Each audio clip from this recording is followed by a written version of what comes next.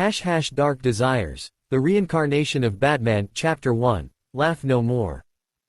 Rain lashed the gargoyles, cold needles against stone. Gotham breathed below, a wet, diseased animal exhaling steam and despair. I stood sentinel, not for her, not anymore. The city was a chessboard, its people pawns in a game whose rules I'd rewritten.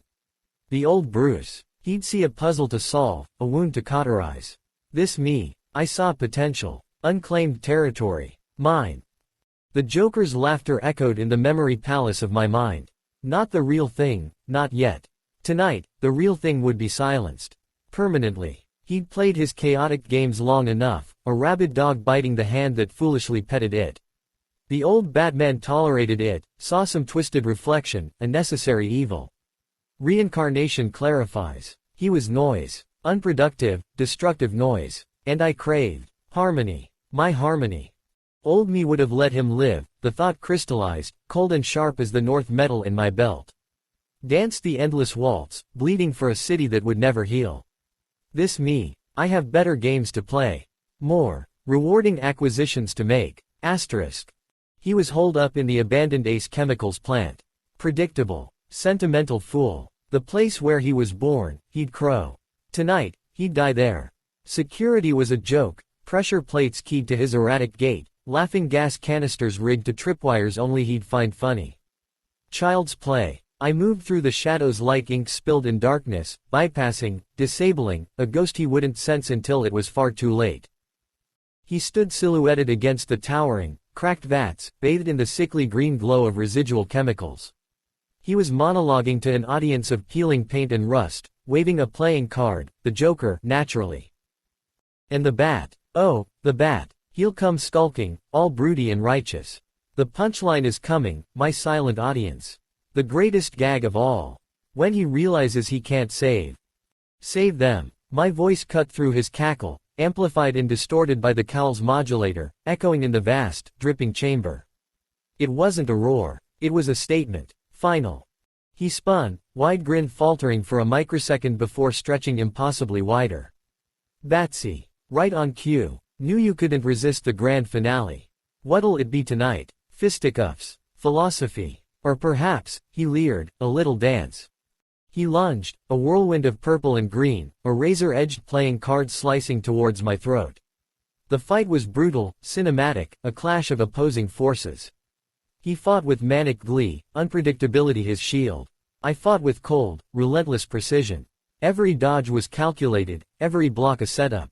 He was chaos, I was gravity. Inevitable. He landed a glancing blow, a knuckle duster scraping my jaw. He cackled. See, still got it, still the star of the show. I caught his next wild swing, my grip crushing bone. His grin flickered. The show, I stated, my voice devoid of inflection, is over, Joker. I drove a knee into his solar plexus, driving the air from his lungs. He gasped, doubled over. Before he could recover, before he could trigger whatever final, city-leveling joke he had planned, I was behind him. One hand clamped over his mouth, stifling any cry, any final punchline. The other found the precise point at the base of his skull. A specific, sharp pressure. Applied with the expertise of a surgeon and the finality of an executioner. Crack. Asterisk. Not loud. Almost insignificant against the dripping water and distant sirens. His body went rigid, then limp.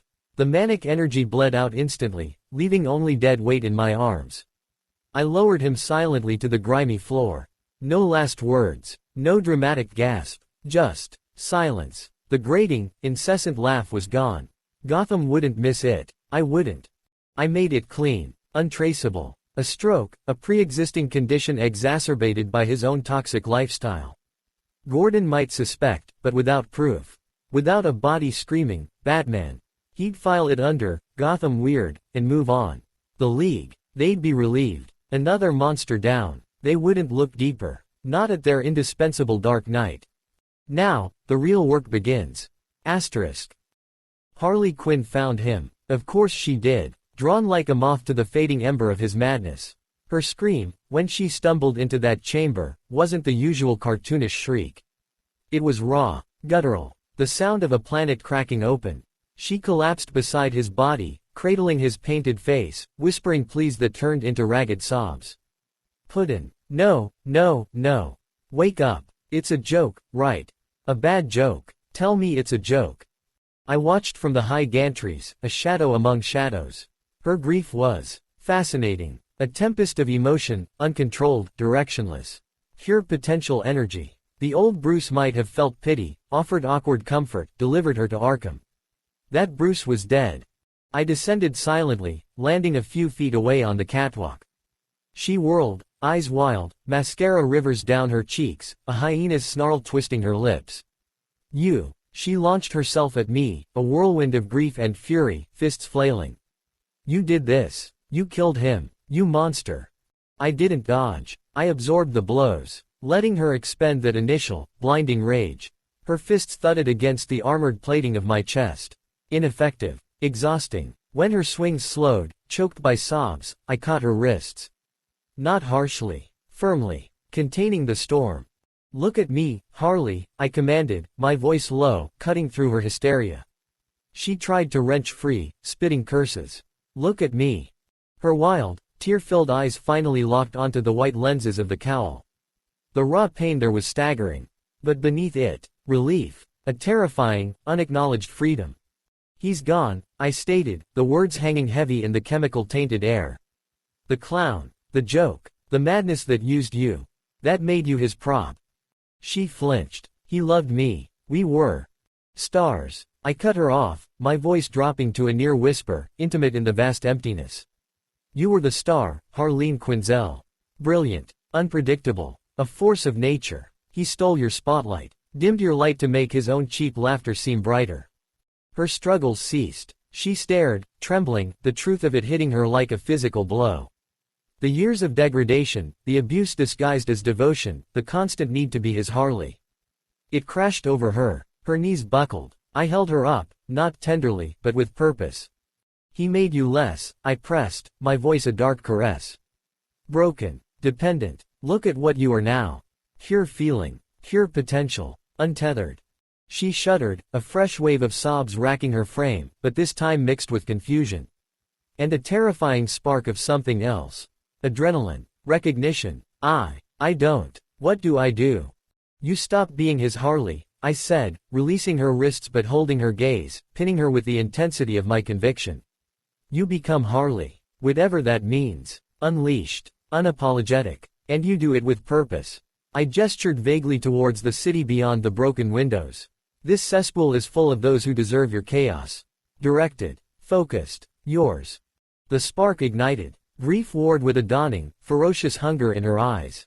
Lust for life, for violence, for sensation. The need to feel something other than the gaping hole where the Joker had been. Worship wasn't far behind. I offered salvation, not from Gotham, but from the emptiness. I offered a new god. Purpose. She breathed, the word tasting foreign, potent. Her eyes, still wet, held mine with a terrifying intensity. Not broken. Rewired. The connection snapped into place, volatile, dangerous, and utterly mine to direct. A rustle of leaves, subtle but distinct in the stagnant air. A scent of ozone and crushed roses. I didn't turn. I knew who stood in the doorway, cloaked in shadow and thorny vines. Pamela, I said, my voice losing none of its command, but gaining a layer of understanding. I kept my gaze locked with Harley's, reinforcing the new bond, even as I addressed the newcomer. He's gone. Poison Ivy stepped into the weak light filtering through the high windows. Her face, usually a mask of contemptuous serenity, was pale. Shock, grief, or perhaps, liberation. She looked at Harley, trembling but standing straighter, eyes burning with a feverish new light. Then her emerald gaze, sharp as broken glass, shifted to me. He is, she stated, her voice tight. Gotham will breathe easier. But her eyes said something else. Harley will breathe easier. Eventually. I finally turned to her fully. Yes. And you. I took a step towards her, deliberately placing myself between her and Harley's raw grief. He poisoned everything he touched. Including the air you breathe. The ground you nurture. My voice softened, became almost hypnotic. He's gone. You can feel again now, can't you? Truly feel. Without that stench choking the life out of everything. Her gaze flickered. She looked at Harley again, saw the desperate hope warring with the pain, saw the way the broken girl was looking at me not with fear, but with a terrifying, nascent devotion. Ivy's defenses, her millennia-old distrust of mankind, slammed back into place for a second. But the sight of Harley, seemingly finding a lifeline in the abyss, cracked it. He took much, she said, her voice a low, dangerous thrum. From her, from this world. And now he takes nothing, I replied, holding her gaze.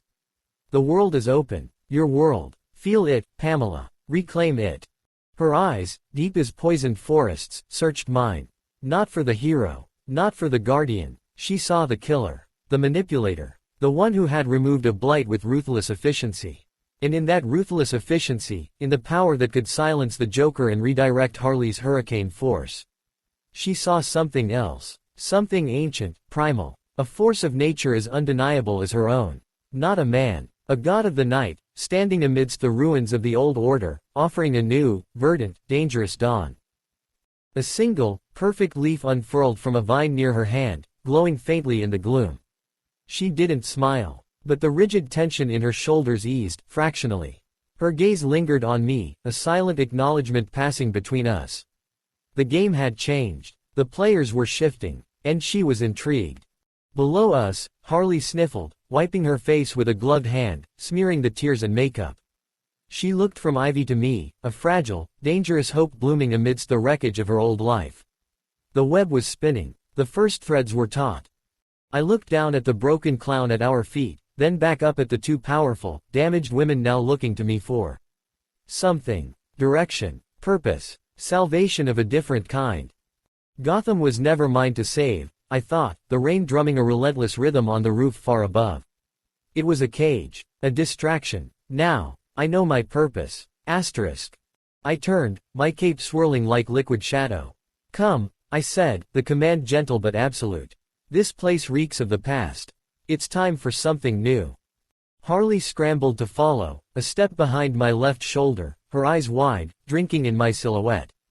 Ivy hesitated for only a heartbeat, her gaze sweeping once more over the scene. The dead clown, the grieving girl reborn, the dark night offering a twisted path forward. Then, with a rustle of leaves and the faint scent of blooming nightshade, she fell into step on my right. The city awaited, and its hearts were mine for the taking. Dark Desires, the reincarnation of Batman, Arc 2, green with pleasure. Gotham's grime clung less these days. Not because the city was cleaner, but because my focus had shifted. Harley was adapting. A volatile, brilliant weapon forged in the Joker's fire and now cooling, tempering, in the shadow of my will. She craved direction, chaos with purpose, and I provided it. Small targets at first, corrupt city officials profiting off Arkham's misery, arms dealers supplying the narrows. Her laughter, when it came, was sharper, less hysterical, more predatory. Mine, but one thread remained loose, vital, Pamela Isley. Poison Ivy. Gotham's verdant fury. She'd watched me kill the clown. She'd seen Harley's fractured loyalty snap towards me. She understood power, respected it, distrusted it, craved it in her own way. But trust, that was a rare, fragile bloom in her poisoned garden. To bind her, I needed more than shared enemies or the allure of strength. I needed to speak her language. The language of roots and chlorophyll, of ecosystems gasping for breath. Her latest project wasn't in Gotham. It was a scar on the face of the planet, a ravaged stretch of the Amazon, illegally logged, poisoned by corporate runoff, its ancient heart silenced. A wound that resonated deep within her. She'd withdrawn, pouring her fury and grief into trying to coax life back from the dead soil, a solitary goddess battling an impossible tide. Perfect. I found her not in a lab, but knee-deep in mud at the edge of the devastation. Rainforest heat hung thick and wet, a stark contrast to Gotham's chill. The air vibrated with insects and the distant, mournful cry of howler monkeys. She wore simple, sturdy clothes, her skin smeared with earth, her red hair escaping its braid in wild tendrils. Vines snaked around her legs like loyal serpents. She didn't turn as I materialized from the dense undergrowth bordering the wasteland. Come to gloat, Wayne. Her voice was flat, weary, devoid of its usual venom. She gestured at the skeletal stumps stretching towards the hazy sky. Or perhaps offer condolences for another loss. Neither, Pamela. I stepped forward, deliberately placing my boot on the poisoned earth. It crunched, lifeless. I came to help. That made her turn. Emerald eyes, usually blazing with contempt or righteous fury, were shadowed with exhaustion and disbelief. Help. You. The creature of stone and shadow. What do you know of the green? Of life? Enough to know it's dying here, I stated, meeting her gaze. Enough to know who's killing it. Viridian Dynamics. Their illegal logging subsidiary cleared this land. Their chemical plant upstream poisoned the watershed. I pulled a small, sleek data pad from my belt.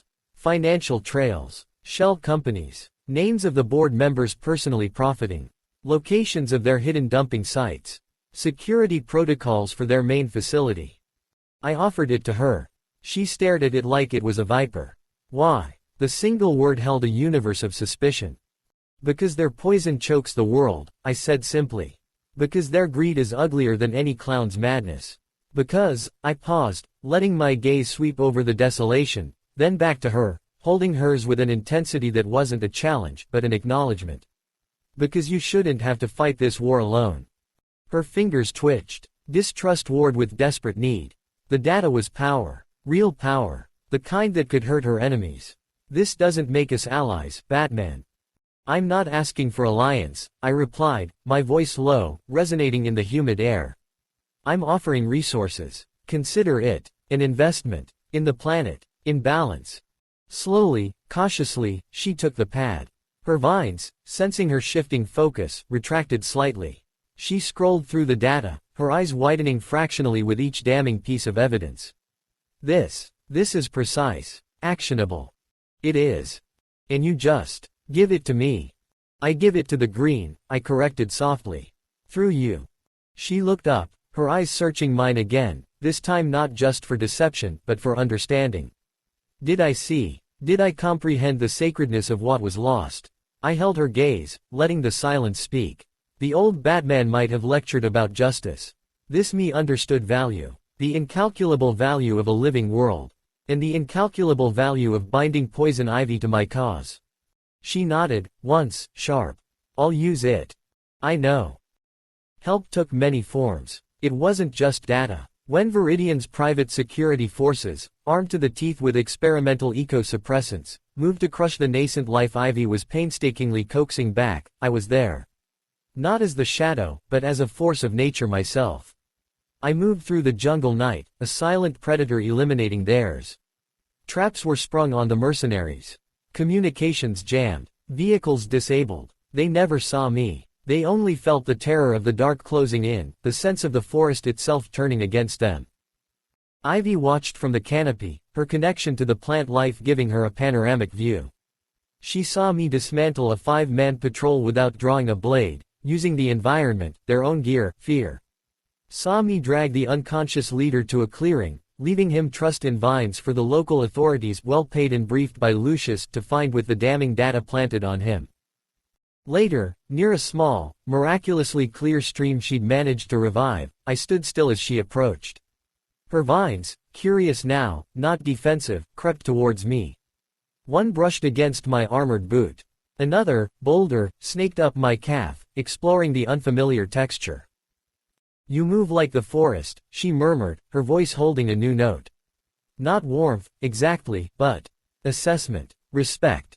It's just observation. Adaptation. I didn't flinch as a thicker vine coiled tentatively around my forearm, its touch cool and surprisingly strong. Like your children here, they learn, they grow, they fight back. They feel your intent, she said, stepping closer. The scent of ozone and crushed roses was stronger here, mingling with the rich loam and clean water. Her eyes were fixed on the vine exploring my arm. They sense no fear, no malice towards them. Why would I fear life? I asked, turning my hand slowly, letting the vine curl around my gauntleted fingers.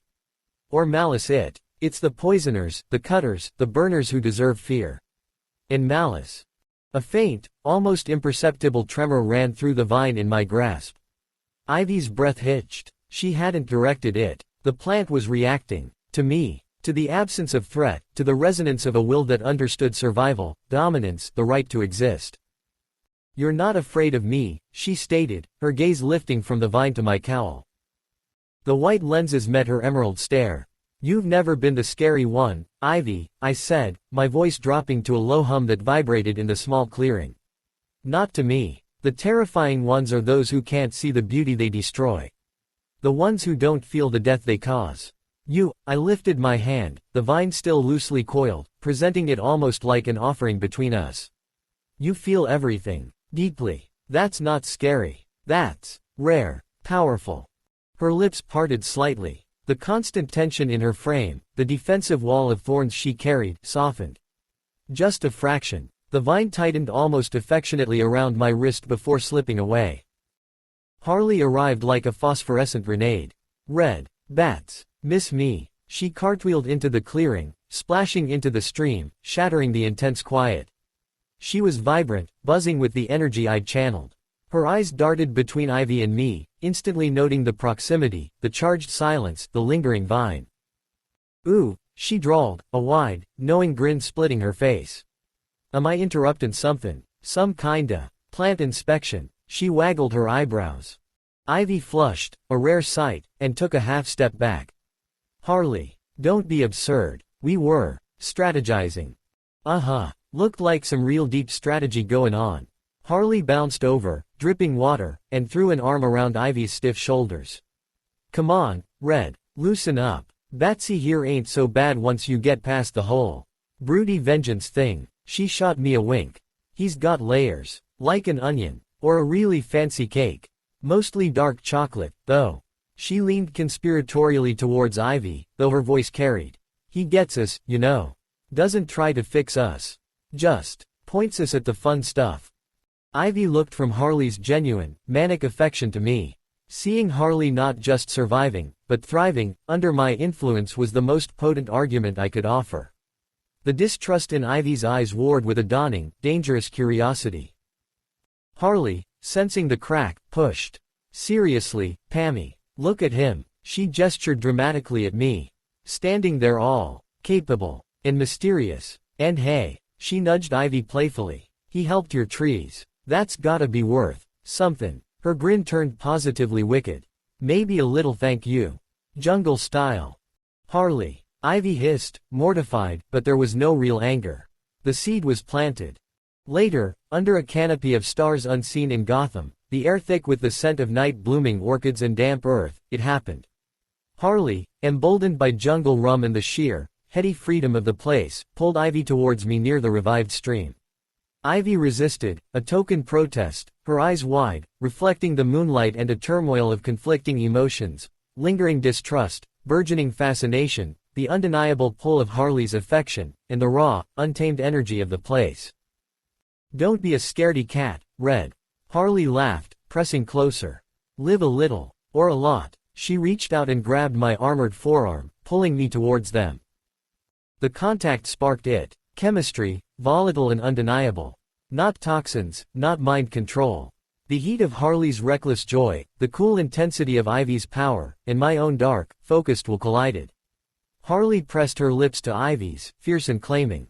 Ivy gasped, then melted into it, a low moan escaping her as years of suppressed longing broke free.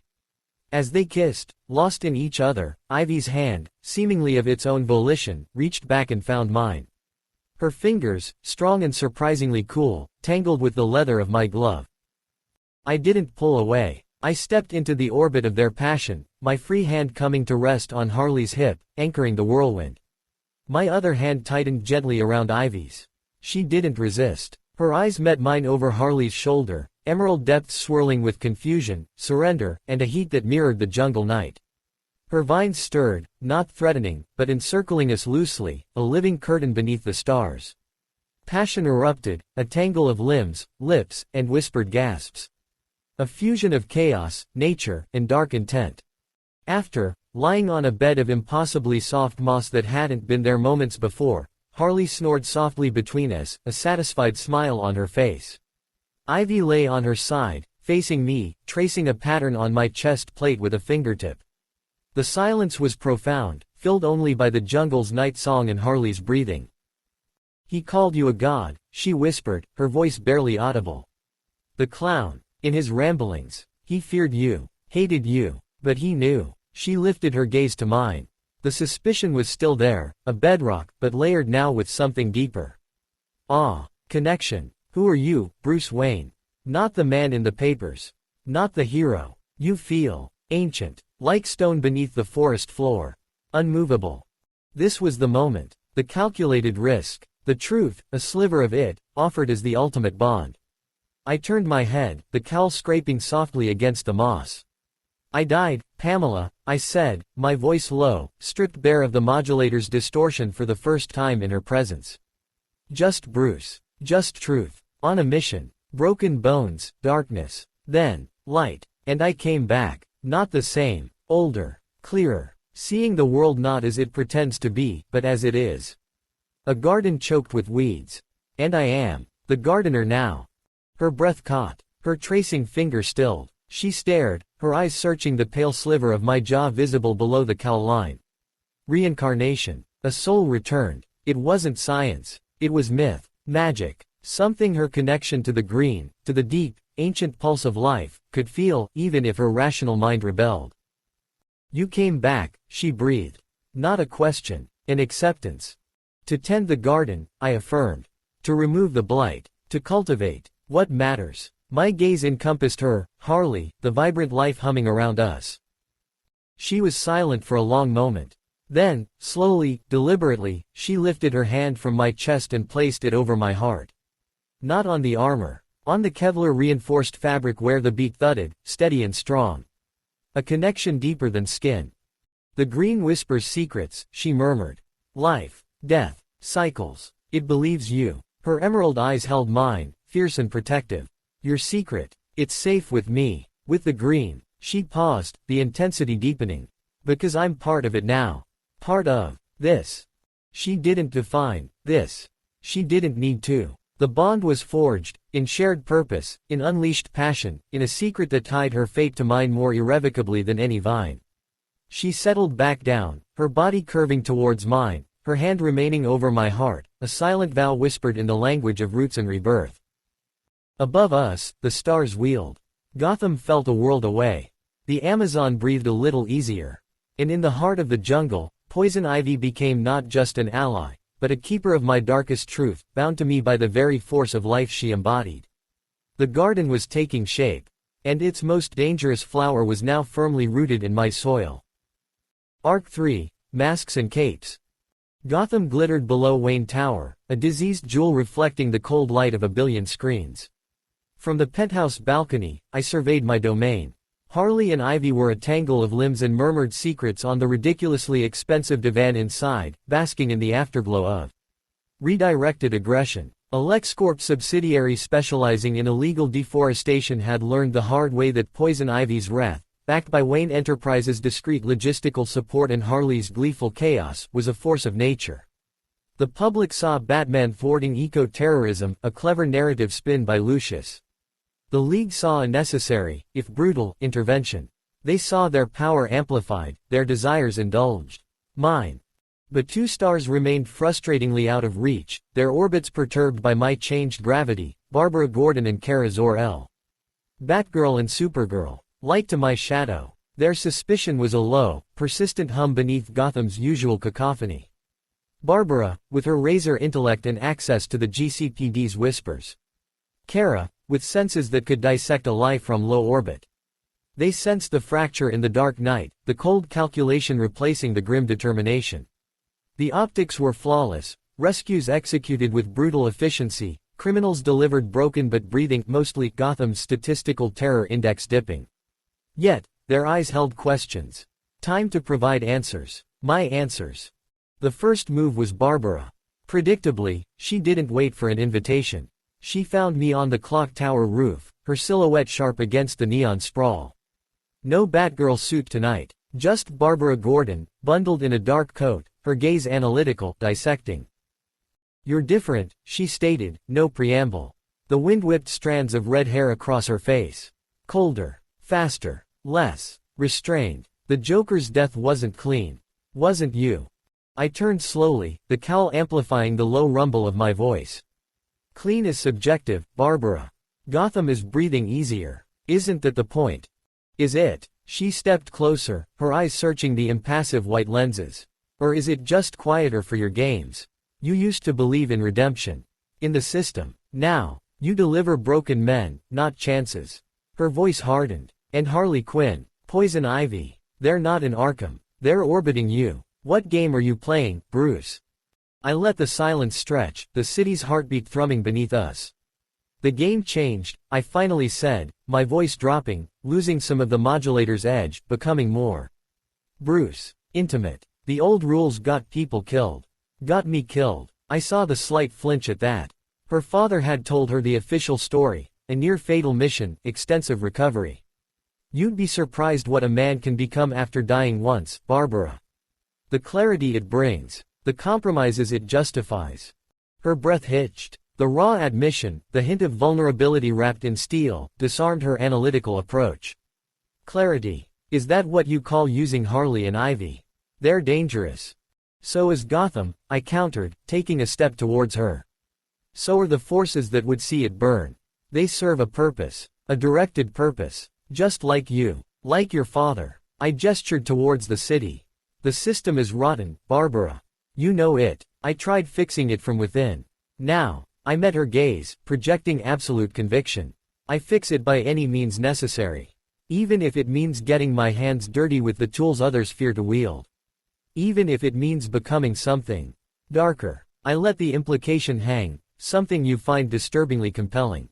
She stared, conflict warring in her eyes, the detective screaming caution, the woman who knew Bruce Wayne, who knew the cost of Batman, feeling the pull of his terrifying new certainty. The darkness wasn't just around him, it was in him, and it resonated with her own frustration, her own battles against an endlessly corrupt machine. She didn't recoil. She leaned in, captivated despite herself. Kara required a different stage. Earthbound manipulations wouldn't suffice. She needed awe, a demonstration of power and purpose on a cosmic scale.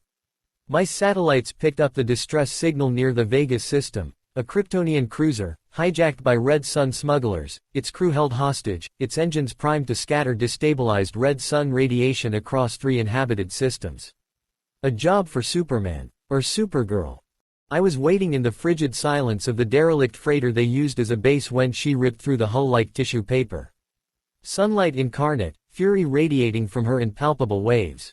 She froze mid-flight, blue eyes wide with shock as she saw me standing amidst the unconscious, trussed-up smugglers, the cruiser's systems safely locked down via Wayne Tech override protocols displayed on my gauntlet. Batman. Her voice echoed in the vacuum, transmitted through my cowl's comm. What are you doing out here? Neutralizing a threat, I replied calmly, kicking a disabled Red Sun grenade launcher aside. Preventing a few thousand irradiated deaths. The usual. I gestured towards the freed Kryptonian crew huddled near their ship. They're unharmed. She floated down, her cape billowing in the zero-G, confusion replacing anger. But, how? Why? This is beyond Gotham. Beyond you. Is it? I turned to face her fully. The sheer presence of her, the raw power barely contained, was intoxicating. A challenge. Threats like this don't respect borders, Supergirl. They fester in the dark corners between the light. Someone has to reach them. I took a step closer, my boots magnetically locked to the deck. I don't save Gotham anymore, Kara. Not exclusively. I held her gaze, the cowl lenses meeting her Kryptonian blues. I save what I want to save. What needs saving, by any means I possess. And my means extend further than you know. The implication hung between us. I see the bigger picture. Like you, I act. Ruthlessly, effectively. Like you wish you could. Her idealism was her strength, but also her cage.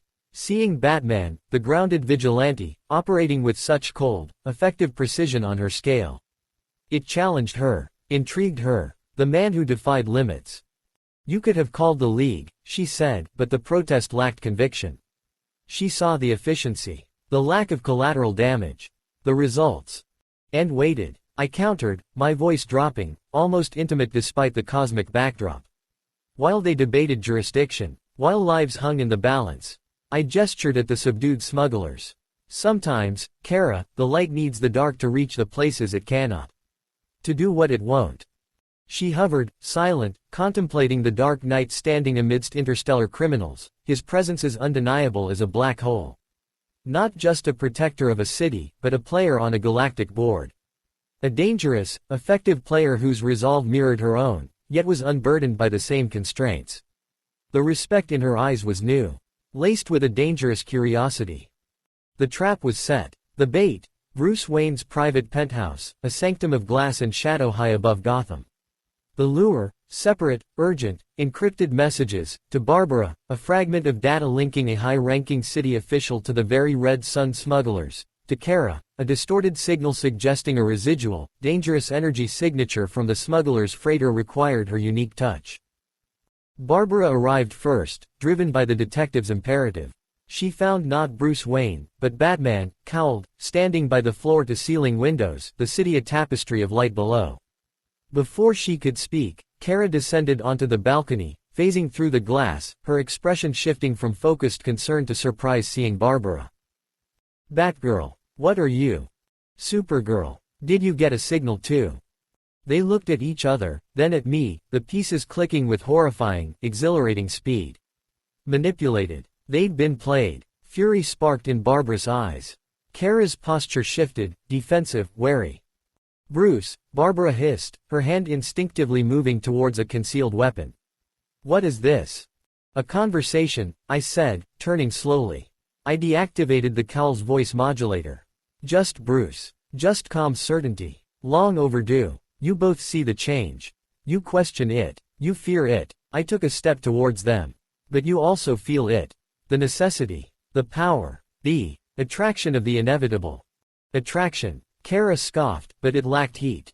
Her eyes flickered over me, over Barbara, assessing the tension. "This is manipulation, Batman. Plain and simple." "Is it?" I moved closer to Barbara, invading her personal space. She held her ground, but her breath quickened. "You saw the corruption, Barbara. The rot. You felt the futility of fighting it with kid gloves. What I offer isn't pretty. It's effective. It's real. And it calls to the part of you that stopped believing in white knights." My gloved hand lifted, not to touch, but to emphasize. The part that craves results. I shifted my gaze to Kara, stepping towards her now. "And you, Kara, you carry the weight of two worlds. You try so hard to fit into ideals that chafe. You see the darkness, the compromises needed, but your light binds you." I was close now, looking up at her, projecting understanding. "I have no such bindings. I see the universe as it is. Chaotic, dangerous, demanding action, not debate. Doesn't that resonate?" It did. I saw it in the slight tremor in Kara's clenched fist, the flicker of something like longing in her eyes, for the freedom my ruthlessness implied. Barbara watched Kara's reaction, her own resistance crumbling as she saw the Kryptonian's uncertainty, her fascination mirroring her own. The tension was a live wire. Distrust warred with a terrifying, magnetic pull.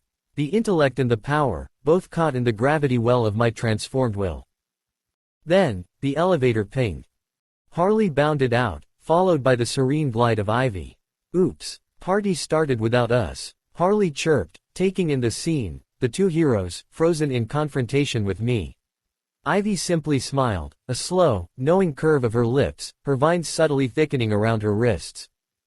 Barbara and Kara whirled, instantly on higher alert, confusion multiplying. "Quinn, Ivy, what are they?" Barbara started. "Part of the solution, Batgirl," Ivy purred, stepping forward. Her gaze swept over Barbara and Kara, not with hostility, but with the assessment of a fellow apex predator recognizing new members of the Pride. "He doesn't fight crime. He cultivates order. Our kind of order." Harley skipped over, looping an arm around my waist, grinning up at the stunned heroines. "See, told ya he was a fancy cake.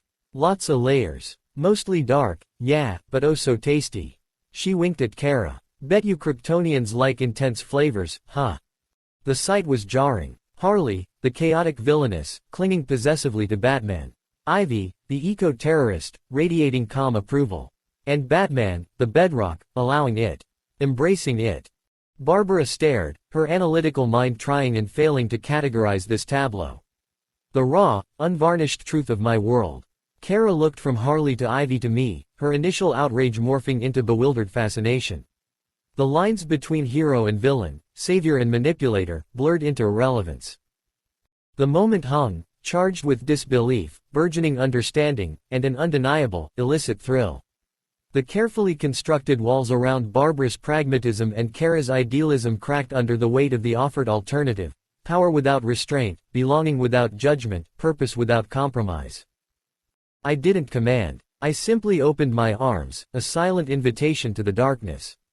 Barbara, her eyes locked on mine, filled with a tumultuous mix of anger, betrayal, and a terrifying, dawning hunger for the brutal honesty I represented, took a hesitant step forward. Kara, drawn by the sheer audacity, the unfettered certainty, and the unexpected, sensual danger radiating from the women already claimed, mirrored her movement. They didn't embrace each other. They stepped into me, separately, then instinctively closer, drawn into the orbit. Barbara's hand found my armored bicep, gripping tight, her touch vibrating with unresolved tension. Kara's hand settled tentatively on my other shoulder, her Kryptonian strength a palpable warmth even through the suit. Harley giggled, nuzzling my side. Ivy watched, a queen surveying her domain, satisfaction radiating from her light perfume. Outside, Gotham's skyline pulsed. Later, I stood on a different rooftop, the cool wind whipping my cape. Barbara leaned against my left side, her head resting near my shoulder, her usual sharpness softened into contemplative silence. Kara stood on my right, her gaze distant, scanning the stars, a new pensiveness in her bearing. Below, visible on a balcony of Wayne Tower, Harley animatedly recounted some exploit to an amused Ivy, their forms bathed in the city's glow. A perfect tableau. Gotham's protector. Its most dangerous predators. Its brightest lights. All bound. All mine. A faint, genuine smile touched my lips beneath the cowl. "I'm still there, Dark Knight," I murmured, the words carried away by the wind, meant only for the women beside me and the city spread below. I just changed the definition of saving them. Conquest wasn't about territory. It was about hearts. And Gotham, finally, had a king worthy of its darkness. The game wasn't over. It had just become infinitely more rewarding.